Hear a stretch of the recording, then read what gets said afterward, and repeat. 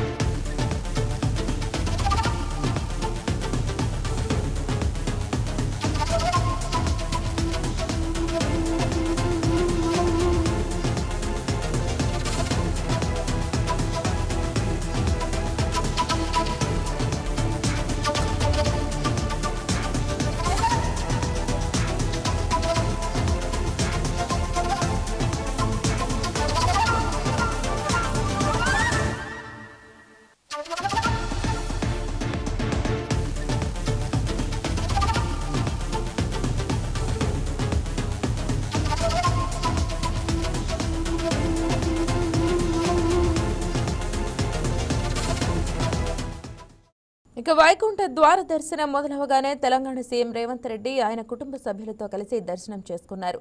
తెలంగాణ శాసన సభాపతి గడ్డం ప్రసాద్ కుమార్, డీకే అరుణ దర్శించుకున్నారు. అలాగే ఏపీ మంత్రులు రామ్మోహన్ నాయుడు, నిమ్మల రామానాయుడు, పయ్యావుల కేశవ్, కింజరాపు అచ్చెన్నాయుడు, కొండపల్లి శ్రీనివాస్, సవిత, రాష్ట్ర శాసన సభాపతులు అయ్యన్న పాత్రుడు, రఘురామకృష్ణంరాజు, రాష్ట్ర హైకోర్టు న్యాయమూర్తి justice Srinivasulu Reddy, MP Vemireddy Prabhakar Reddy, MLA Prashanti Reddy దంపతులు, ఎంపీ మిథున్ దేవినేని అవినాష్ రెడ్డి, మల్లాది విష్ణు దర్శించుకున్నారు.